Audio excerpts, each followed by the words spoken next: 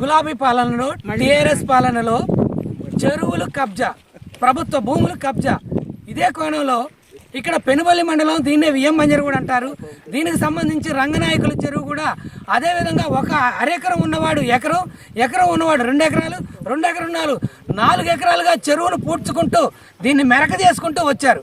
దీని మీద స్థానిక రైతులు ఫిర్యాదు మేరకు పాత కొత్త కారాయగూడెం తండాకు సంబంధించిన ఈ చెరువు పూర్తిగా కబ్జా అవుతుందని చెప్పేసి స్థానిక విఎం బంజర్ ఐబీ అధికారులకి, రెవెన్యూ అధికారులకి ఫిర్యాదు ఇచ్చిన ధర్మల ఇక్కడ రెవెన్యూ అండ్ ఐబీ అధికారులు రావడం జరిగింది. రెవెన్యూ అధికారులు ఈ కిరణ్ గారు ఇక్కడికి ఒక పరిశీలన అధికారిగా వచ్చి వాళ్ళు ఏం చూశారు, వాళ్ళు ఇక్కడ ఏం గమనించారు, ఈ రైతులు నిజంగా కొందరు చెరువు లోపలికి మట్టి పోసుకుంటూ వచ్చారా లేదా వారి మాటల్లోనే. ఎవరైతే ఈ చెరువులు ఆక్రమించారో దీని గురించి వివరణ కిరణ్ గారిని అడిగి తెలుసుకుందాం. ఐబీ అధికారి సార్, నమస్కారం సార్. ఈరోజు మీరు ఇక్కడికి వచ్చారు. ఈ యొక్క పాత కొత్త కారాయగూడెం అది మరియు ఈ తండాకు సంబంధించిన ఈ చెరువు కబ్జా మీద మీరు ఏం పరిశీలించారు, ఎక్కడికొస్తే మీకు ఏం అర్థమైంది పెద్దగా చెప్పండి సార్. ఇప్పుడు మాకు కొంతమంది రైతుల యొక్క విజ్ఞప్తి మేరకు, వాళ్ళ యొక్క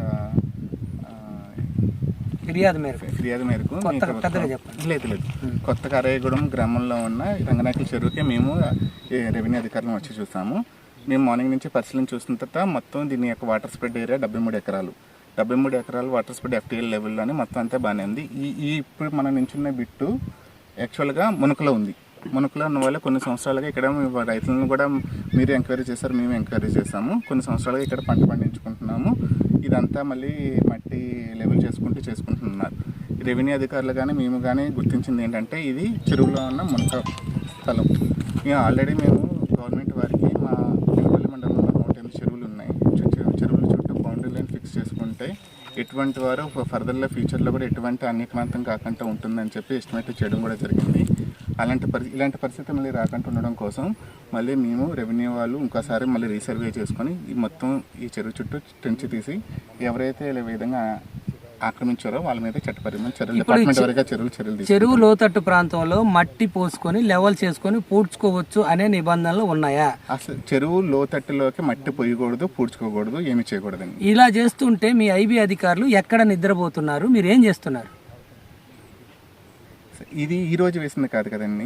ఈ రైతులతో మీరు అడుగుతున్నారు, కొన్ని సంవత్సరాల నుంచి వీళ్ళు చేసుకుంటున్నారు. మీరు వచ్చేసరికి ఇక్కడ దున్నుతున్నారు.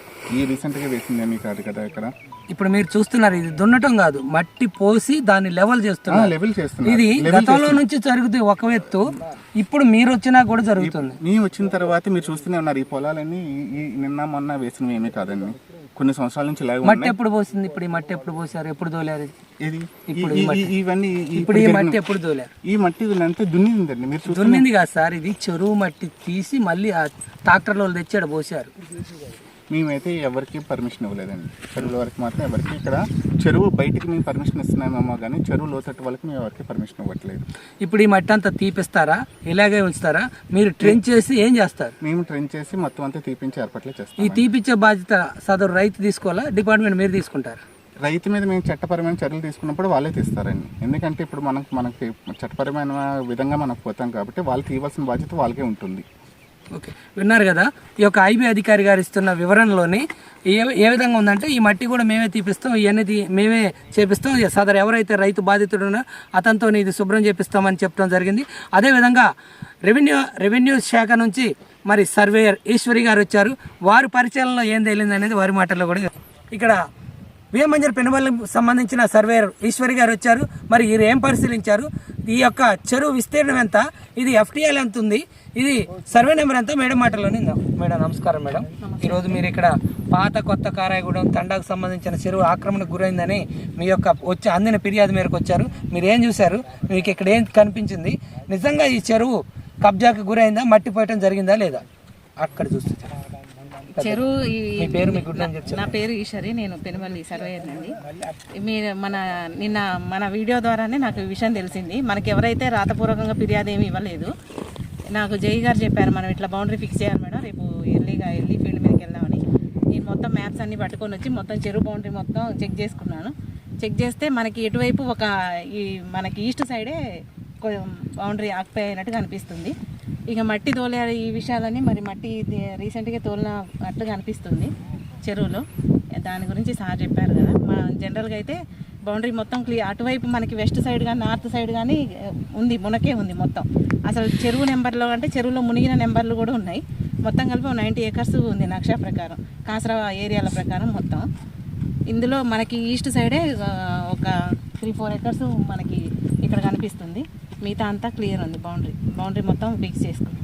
ఓకే మేడం, మీరు చెప్పింది వాస్తవం. కానీ ఇప్పుడు మనం తెలుగులో చెప్పాలంటే పడమర భాగం ఒకటే ఇది ఆక్రమణకి మట్టి పోయటం గురి కాలేదు. మిగతా 3 భాగాలు కూడా ఉత్తర దక్షిణ మట్టి పోసారు, కానీ ఉత్తర దక్షిణ మిగతా భాగాలు మట్టి పోసి ఉంది. దీని మీద మీరు ఏం చెప్తున్నారు? మట్టి పోసేదానికి నేనేం చెప్పడానికి లేదు, బౌండరీ ఫిక్స్ చేశాను. ఇప్పుడు ఐబీ డిపార్ట్మెంట్ వాళ్ళు FTL ఎక్కడికి పెడితే FTLలో ఎంత ఫుల్ ట్యాంక్ లెవెల్ ఎక్కడికి వస్తే అందులో డెవలప్మెంట్ చేయకూడదు. అది మునిగితే వదిలిపెట్టాలి, మునగపోతే పండించుకోవాలి. కానీ అందులో మట్టి తోడడం కానీ మట్టి పోయడం కానీ అనేది అసలు చేయకూడదు. అది మరి వాళ్ళ రూల్స్ ప్రకారం వాళ్ళు, మన నక్షా ప్రకారం చెరువు బౌండరీ చెరువు ఉందా లేదా. నక్షాలోనేమో లోపలికే ఉంది చెరువు, కానీ మన ఫీల్డ్ మీద చూస్తే మునక గూగుల్ మ్యాప్లో మునక ముందు దాకా ఉంది. అంటే FTL ట్యాంకులు నిండినప్పుడు ఆ లెవెల్స్ ముందుకున్నాయి, ఇంకా చెరువు ముందు దాటిపోతున్నాయి. మన బౌండరీ దాటి ముందుకే పట్టాల్లోకే పోయినాయి. అట్లా ఉంది. ఒక FTL ఫిక్స్ చేసుకొని ట్రంచి కొడితే ఇట్లాంటి ఆక్రమణలు జరగకుండా ఉంటే ఈ మట్టి పోసి డెవలప్ చేసేది కూడా చేయకూడదు. Thank you madam. విన్నారు కదా, ఈ యొక్క తెలంగాణ ప్రాంతంలో గత 10 సంవత్సరాల్లో చెరువులు కనీసం ఆనవాళ్ళు కూడా లేకుండా పోయే పరిస్థితి ఏర్పడ్డది. ఇదే కోణంలో ఇక్కడ వియ్యమంజర పెనుమల్లి మండలంలో ఉన్న చెరువులన్నీ కూడా కొన్ని ఇదే పరిస్థితిలో ఉన్నాయి. మరి స్థానికంగా ఉన్న అధికారులు ఇప్పుడైనా చర్యలు తీసుకుంటారా? మళ్ళీ TRS BRS పాలనలో లాగా మొత్తం నిద్రలోనే ఉంటారా?